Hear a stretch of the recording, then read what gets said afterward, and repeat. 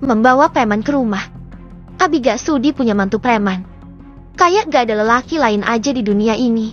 Kenapa harus lelaki begajulan itu? Fah! Sentak sang Abi murka pada Arafah, putri bungsunya. Betapa kaget dan terkejutnya lelaki itu saat tiba-tiba putrinya datang dan memperkenalkan lelaki berpenampilan bak preman dan menyampaikan kalau lelaki itu calon suaminya. Tentu saja hal itu langsung membuatnya naik pitam. Bagaimana mungkin putri bungsunya itu tiba-tiba membawa lelaki asing? Padahal hari ini akan ada lelaki yang datang melamarnya.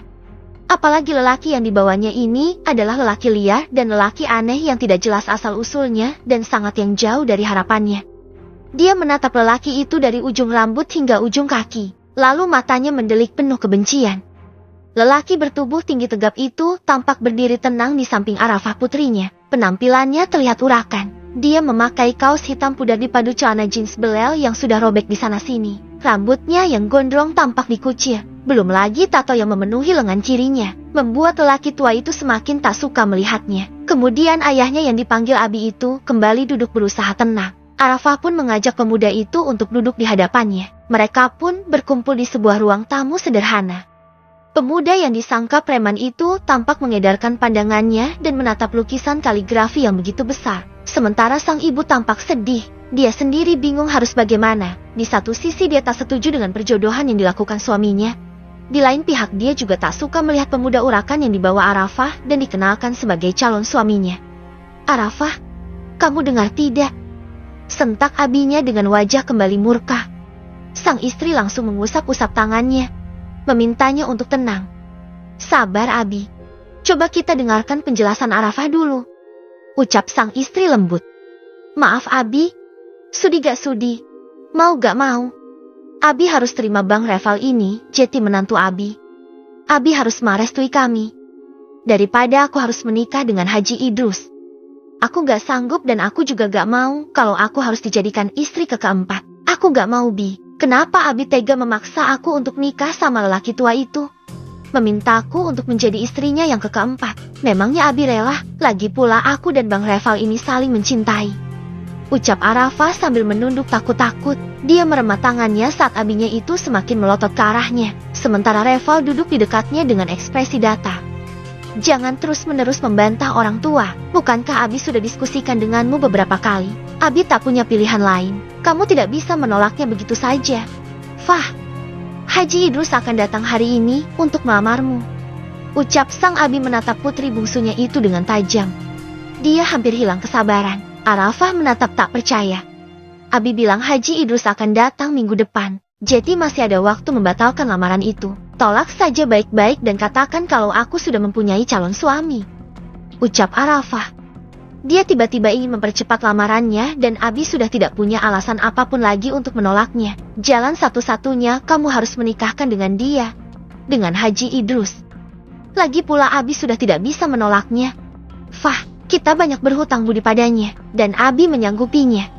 Abi akan menikahkanmu dengannya. Fah. Kali ini sang ayah tampak melunak. Dia berusaha membujuk putri bungsunya itu. Abi menjamin, kamu tidak akan menyesal. Nah, walau jadi istri keempat, Abi yakin dia akan jadi imam yang baik untukmu. Mujuknya dengan suara lembut, berharap kalau putrinya yang keras kepala itu mau menuruti keinginannya. Namun tampaknya sangat sulit bagi abinya untuk memujuknya. Aku gak mau. Abi, jangan paksa aku dan jangan jodohkan aku. Apalagi dengan lelaki itu. Dia sudah tua, lebih pantas jadi kakek aku dibandingkan jadi suami. Lagi pula lelaki itu sudah punya banyak istri. Masa dia kurang puas juga? Dan biasanya Abi kalau menjodohkan anak-anaknya pasti akan melihat bibit bebet bobotnya. Lalu kenapa Abi memaksaku menikah dengan kakek tua itu? Kakak-kakak yang lain suaminya ustadz dan masih muda. Aku kok dapatnya aki-aki? Ucapnya dengan matanya yang sudah berkaca-kaca. Ibunya menghampiri Arafah dan memeluknya. Nurut sama abimu. Nak, jangan mendebatnya terus. Kita tak punya pilihan lain. Ucap sang Umi. Tapi Umi, aku gak mau. Ucapnya lagi dengan mengusap air mata yang membasahi pipinya. Uminya tampak iba melihatnya. Hatinya terasa sesak melihat putri bungsunya. Dia merasa nasib Arafah begitu malang. Berbeda dengan ketiga kakaknya yang lain. Sang ayah sebenarnya merasa tak tega juga. Namun menurutnya tak ada jalan lain. Apalagi selama ini dia merasa kalau Haji Idrus udah banyak membantunya. Bukan tak ada pemuda atau ustadz tampan yang tak menginginkan putrinya. Beberapa ustadz dan pemuda alim datang untuk melamarnya, namun selalu berakhir dengan penolakan. Selain karena Arafahnya yang tak mau, putrinya itu selalu menolaknya dengan alasan menunggu pemuda yang teramat dicintainya. Juga karena si Haji Idrus ini sudah mengincar putrinya Auda sejak lama. Hingga akhirnya ayahnya itu segan menerima pinangan lelaki lain yang menginginkan Arafah. Tidak ada pilihan lain. Fah, sebentar lagi Haji Idrus dan keluarganya akan datang ke sini melamarmu. Pokoknya kamu harus menerimanya. Ini demi kebaikan kamu. Ingat silsilah keluarga kita. Kita ini keturunan alim ulama. Menikah dengan Haji Idrus akan semakin menaikkan derajat kita di mata masyarakat. Walaupun dia tua tapi dia lelaki bermartabat, yang semakin membuat orang lain segan. Dan hari ini dia akan datang. Yang benar saja, masa Haji Idrus akan datang ke sini hari ini? Tanya Arafah tak percaya. Untuk apa Abi bohong? Makanya Abi segera memanggilmu ke sini. Tidak taunya kamu malah membawa lelaki aneh itu ke sini. Apalagi membawa rombongan, bahkan katanya membawa seserahan untuk melamarmu secara resmi. Abi tak tega juga kalau harus menolak lelaki tua itu. Arafah tampak ketakutan. Wajahnya terlihat cemas. Dia meremas tangannya sambil menggigit bibirnya. Jangan terlalu banyak berpikir, Fah. Keburu datang Haji Idrusnya, sedangkan kamu belum siap sama sekali. Cepat dandan yang rapi, sambut kedatangannya dengan baik. Dan kamu, silahkan pergi dari rumah ini. Usirnya dengan galak pada pemuda yang masih setia duduk di samping Arafah. Dari tadi dia hanya diam, tak terucap sepatah kata pun dari bibirnya. Namun kemudian dia memberanikan diri menatap pada gadis cantik berjilbab di sampingnya itu. Sebenarnya dia sangat malas melihat perdebatan yang sedari tadi tak kunjung selesai, kalau bukan karena merasa hutang budi padanya. Dia sudah menolaknya mentah-mentah permintaan gadis itu. Abi, aku mohon. Bi, aku gak mau nikah sama Haji Idrus. Tolong dibatalkan lamarannya. Ucap Arafah kembali memohon. Tidak bisa, Fah. Mau dikemanakan wajah abimu ini? Jangan bikin orang tua malu. Beberapa jam lagi dia akan datang. Kalau kamu masih terus membuang-buang waktu seperti ini bisa diejek orang sekampung nanti. Ucapnya lagi, Mi. Cepat dandani anakmu. Dan kamu, hei. Preman kampung, cepat keluar dari rumahku sekarang juga. Apa kamu tidak dengar? Hardiknya pada lelaki yang sedari tadi duduk dengan tenang. Lelaki itu pun bangkit berdiri.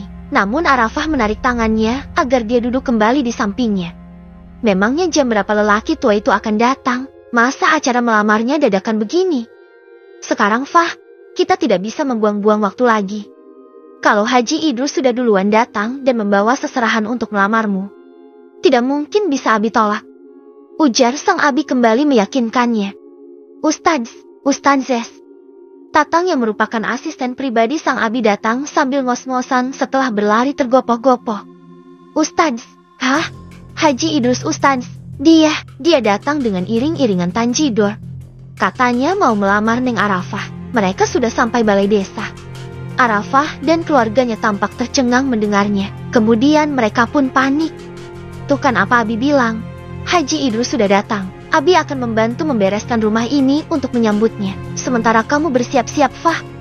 Ujar sang Abi dengan wajah tegang. Arafah semakin ketakutan. Air mata sudah tak terbendung lagi di wajahnya. Dia tampak gemetar, membuat Reval kasihan sekaligus merasa iba. Tunggu Pak Ustadz. Tiba-tiba suara lelaki bertato itu bersuara, mencegah sang calon ayah mertuanya untuk pergi. Ada apa-apa lagi? Hah? Tanyanya dengan mata melotot.